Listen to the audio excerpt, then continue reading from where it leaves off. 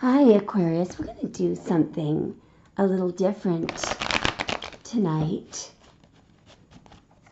We're going to draw 3 cards for the past, 3 for the present, and 3 for the future. And we're using the Llewellyn deck. Now, the past, please. Okay, wow. The present, please. I may get some cards from some other decks to clarify the present, please.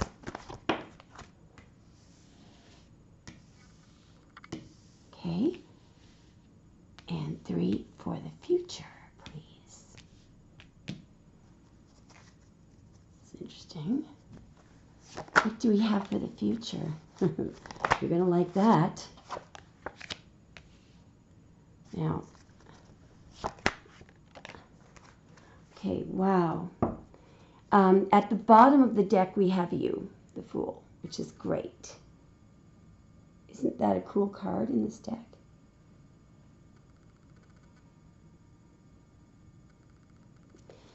All right. Now then.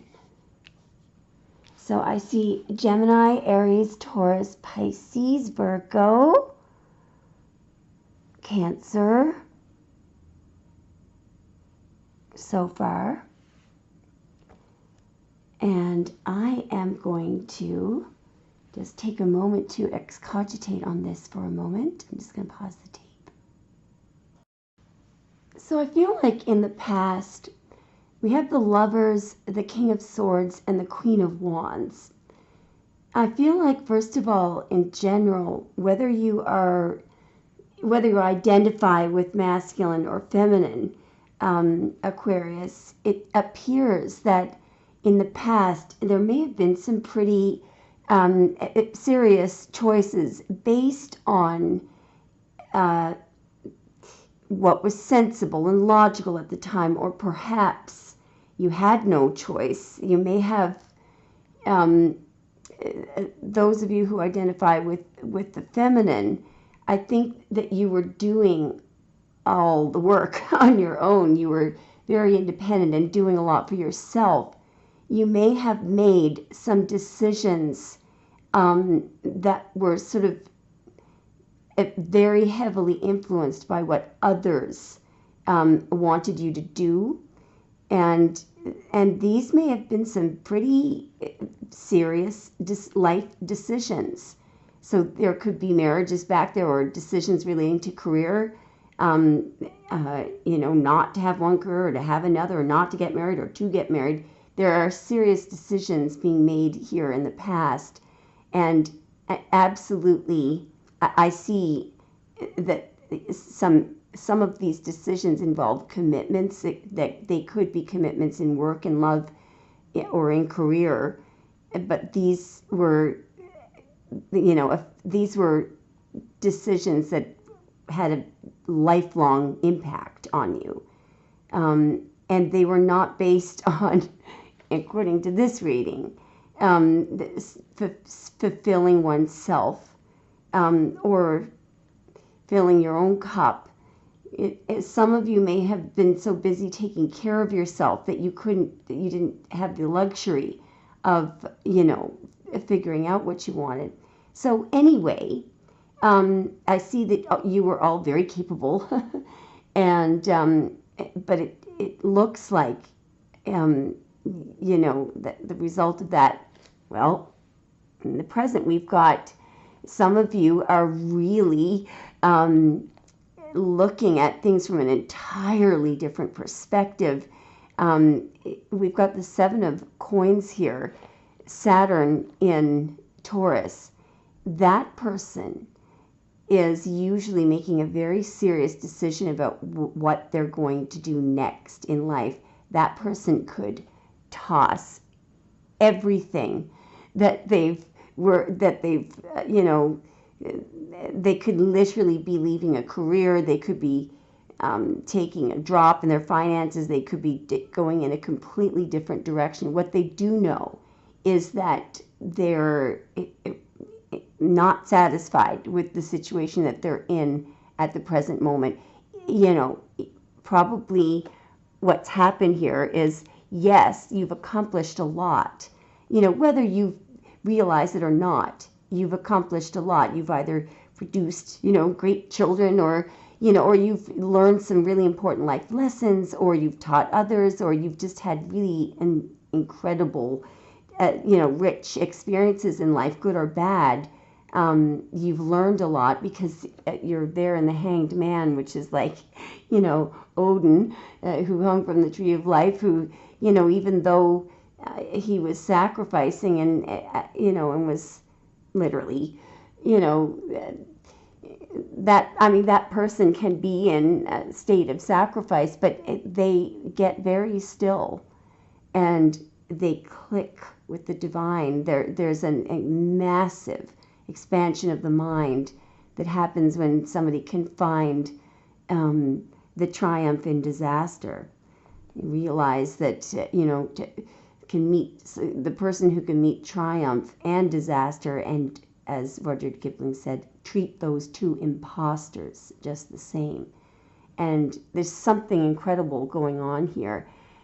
I keep getting, Aquarius, for you guys, this Eight of Pentacles. It comes up in every deck for the present moment. So somebody is honing in. You guys have gotten very good at something, all of you. Extremely good. I know a lot of you are artists and musicians, but you know, you could just, there is a skill here that you may not realize. You are the best. You know what you're doing. And I believe that what you're going to do is, this could be something that you haven't been doing for a living, or I don't want to make this too specific and confine it, because what's happening in the outcome here, so this would be the future. These are three incredibly beautiful cards. I'm just going to leave this card. This is the final outcomes. We're going to leave that over there for that pièce de la résistance. We have, whether you're masculine or feminine, we've got the Queen of Cups and in the upright, and the Nine of Cups.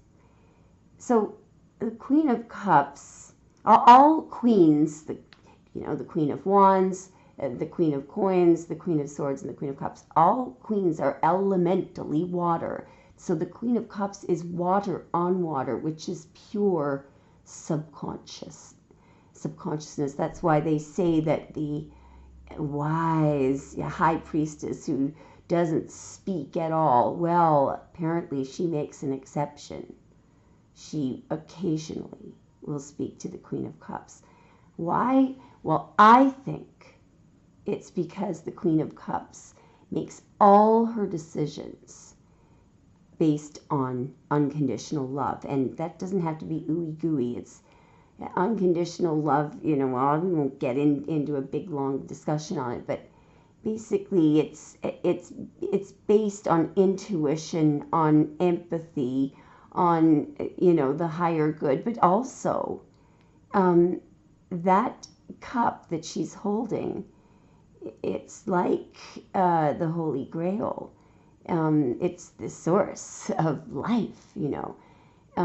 So she is never in need of love. She's, you know, at this point in time, and this would be you guys in the future, you are the source of this life essence, the essence of life, this Kundalini energy. So I believe what's happening here is that we've got the Queen of Cups, and right next to her is the Nine of Cups. So the Nine of Cups is Jupiter in Pisces. And that card was originally called Lord of Material Pleasure, believe it or not. But there's no material at all in that card. They're all cups. So if we just had that card alone, you know, sometimes you see the Nine of Cups. If it comes out in the reverse, you know that what's going on there is somebody loves things so much that they think that I'll be happy if I can get this, or I'll be happy if I can get that, I'll be happy. But in this, what's happening here is somebody has reached their highest level of emotional fulfillment here. There are actually, you might say, well, wait a minute, isn't that the Ten of Cups? Well, there are actually 10 cups here. There's 9 there and 1 right there.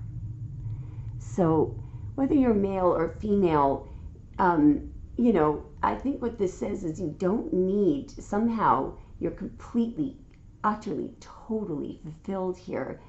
And there isn't, you know, a corresponding masculine or feminine, but I'm not saying that, you know, that's necessary, but look what comes along.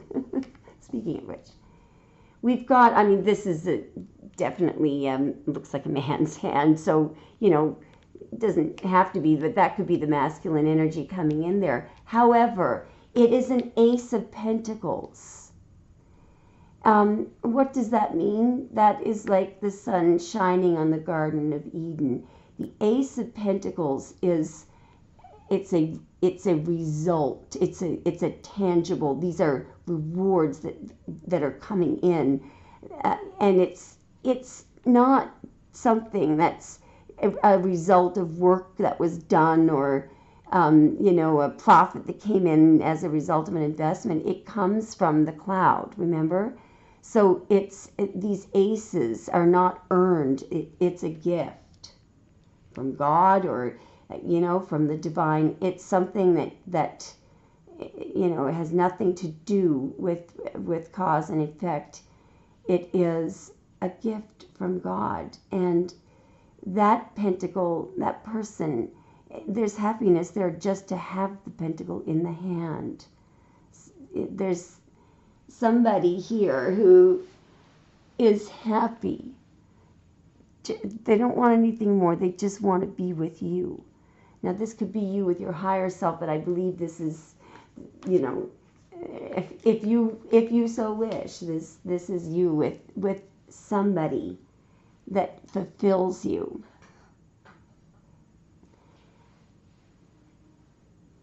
Without, you know, without there having been any lack. If you could imagine that, I think you can. Let's just get a...